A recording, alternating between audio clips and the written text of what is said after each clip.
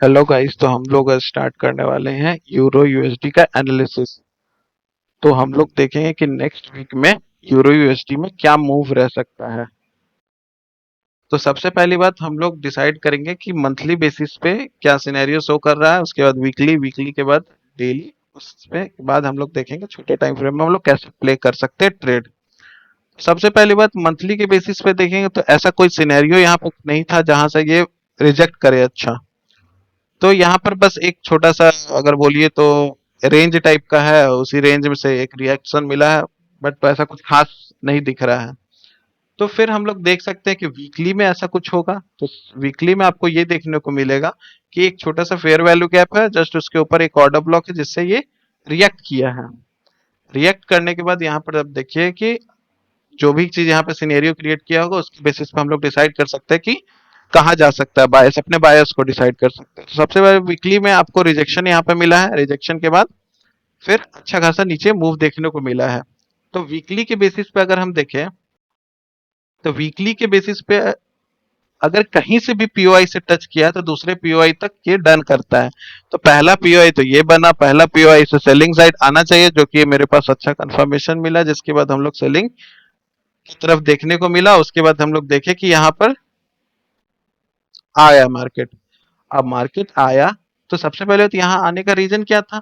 सबसे पहली बात देखें कि फेयर वैल्यू गैप और उसके बाद जस्ट ऑर्डर ब्लॉक। हम लोग को जीबीपी और यूएसडी को ऐसा माना जाता है कि वो लगभग सेम डायरेक्शन प्ले होता है। तो ऐसा हम लोग देखे हैं कि अगर आपको जीबीपी यूएसडी देखने को मिले कि अच्छा पीओआई बना है, उसमें क्रिएट हुआ है, देखने को ये मिलता है। जीबीपी एक अच्छा मूव ले लिया, लेकिन अगर यूरो के पास अगर कोई पीओआई नहीं है तो वो रेंज में क्रिएट किए रहेगा, या फिर ऐसा जगह रहेगा जहां पर वो चांसेस है कि वहां से मूव बाई के साइड या सेल साइड आपको मिल जाए। लेकिन ज्यादा चांसेस होता है कि अगर जीबीपी यूएसडी में पीओआई है तो यूरो रेंज में रहेगा, अगर यूरो का अच्छा पीओआई है तो जीबीपी रेंज में रहेगा। तो ये चीज देखने को मिलता है, बट ये मेरा व्यू है। मैं देखा हूँ बहुत बार तो ऐसा देखने को मिला है, बट आपका व्यू कुछ और हो सकता है, क्योंकि ये चीज व्यू आता है बहुत बार देखने से कि सच में ऐसा देखने को बार बार मिल रहा है, इसीलिए। तो हम लोग अभी यहाँ डिस्कस करते हैं कि आखिरकार इसमें क्या है हो रहा है अभी। अभी तो ये देखने को मिला कि यहाँ से रिजेक्शन मिला है। सबसे पहली बात, यह पीओआई था वीकली का, जहां से रिएक्ट किया, रिएक्ट करने के बाद नीचे के पीओआई तक गया है। नीचे का पीओआई मेरे पास सबसे पहले फेयर वैल्यू क्या मिल रहा था, और उसके जस्ट नीचे ऑर्डर ब्लॉक। ऑर्डर ब्लॉक के बाद फिर उसके बाद रिएक्शन बाई के साइड मिला, वो चीज तो पिछले वीक में ही दिखा। अब हम लोग ये चीज तो यहाँ पर तो बताया हुआ है कि किस तरीके से ट्रेड प्ले करेंगे पिछले के पिछले वीक में, जो कि जब भी मूवमेंट आना था उसके बाद। हम लोग यहाँ पर देखेंगे अगली वीक में क्या रह सकता है मूवमेंट। तो सबसे पहली बात यहाँ पर देखेंगे हम लोग कि पिछले वीक में जिस तरीके से ये मूव किया है पिछले के पिछले वीक से, तो ये साफ दिख रहा है कि ये पूरा का पूरा ऐसा जोन बना हुआ है जिससे कोई बहुत ही कम चांसेस मिल रहा है कि यहाँ पर कोई भी मार्केट को रोकने का सिनेरियो क्रिएट कर रहा है। तो सबसे पहली बात हम लोग ये देखेंगे कि नेक्स्ट वीक में मूव किस तरीके से ले सकता है। तो यहाँ पर वीकली का जोन था जहां से ये रिएक्ट किया, जो कि हम लोग को देखने को ये मिला था कि थ्री कैंडल स्विंग यहाँ पे था, वन टू, और ये थ्री थ्री कैंडल भी अगर ये स्ट्रांगनेस देखे तो यहाँ पे, और ये चीज तो डन होना ही था।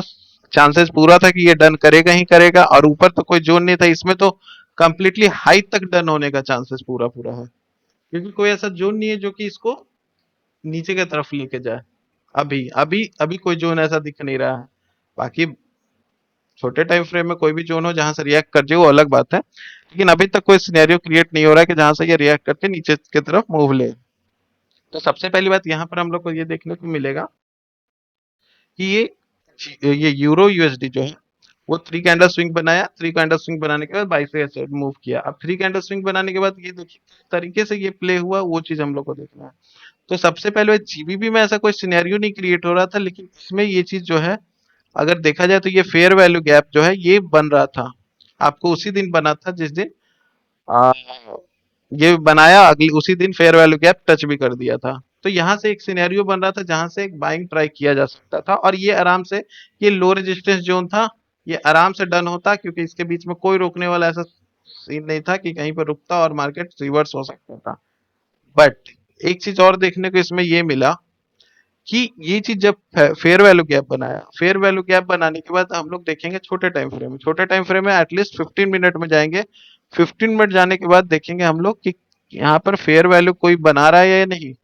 तो देखने को ये मिला कि यहाँ ऐसा चीज सिनेरियो क्रिएट किया कि यहाँ पर बहुत देर तक फेयर वैल्यू गैप नहीं यहाँ पे बनाया। फिर यहाँ पे आप ट्रेड प्ले कर सकते हो, यहाँ से यहाँ तक टारगेट 1:3 आराम से मिल जाएगा।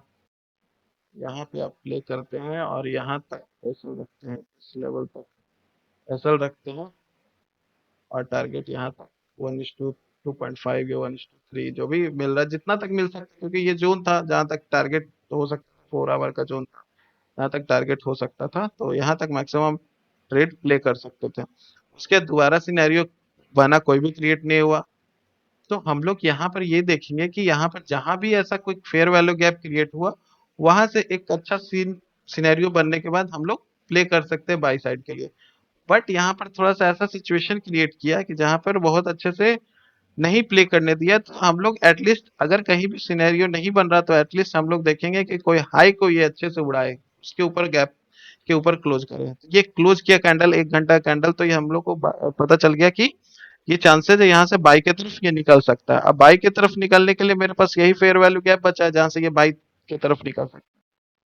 तो सबसे पहली बात यहाँ से हम लोग डिसाइड करेंगे, अगर एक ट्रेड लेना है भी तो यहाँ से एक प्ले करेंगे और यहाँ तक टारगेट रखेंगे। वो पिछले वीक का इस तरीके से सिनेरियो था। और ये चीज जो है वो आपको देखने को ये मिलेगा, ये डेली में डन किया है, डेली और 4 आवर में, ये 4 आवर वीकली में डन किया है। वीकली में डन करने के बाद इसके पास कुछ भी ऐसा जोन नहीं था जो कि इसको रोक सके। तो कहीं भी ये आपको रुकता हुआ नहीं दिखेगा, डायरेक्टली आपको डन करता हुआ दिखा, कैंडल बड़ा बड़ा बनता चला गया। अब अगले वीक का क्या क्या सिनेरियो होगा वो चीज देख लेते हैं हम लोग। अगले वीक में ये कर सकता क्या है कि सबसे पहला चीज तो इसके पास कोई भी जोन ऐसा रोकने के लिए नहीं है, तो आराम से इस लिक्विडिटी को ये डन कर सकता है। अगर जीबीपी ऊपर की तरफ रिट्रेसमेंट मूव करेगा तो ये इसका लिक्विडिटी डन करेगा। चांसेस यही है मैक्सिमम कि इसका लिक्विडिटी आराम से ये डन करता हुआ दिखेगा।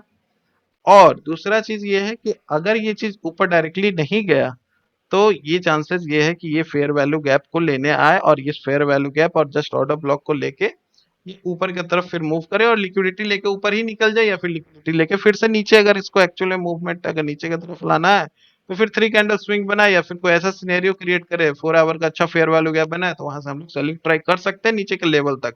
फाइनली यहाँ तक नहीं कर सकते हैं अभी, जब यहाँ पर आपको सीन बनता है तो, लेकिन आप पीओआई तक ट्राई कर सकते हैं। अभी 4 आवर में आपको ऐसा देखने को मिला, 4 आवर में ये भी क्या किया है, जीबीपी यूएसडी की तरह कि ये सारा लेवल छोड़ छोड़ के चला गया। चांसेस है कि अगर आता भी है तो इस लेवल तक आपको, तो नीचे का साइड मूव लेता है, तो चांसेस यही है कि अगर जीबीपी नीचे का लिक्विडिटी लेने आता है तो चांसेस ये है कि इसमें आपको यहाँ तक देखने को मिल सकता है। इस फेयर वैल्यू गैप जस्ट बोल सकते हैं हम लोग ये पूरा ही कैंडल, बोल सकते हैं हम लोग ये पूरा ही कैंडल,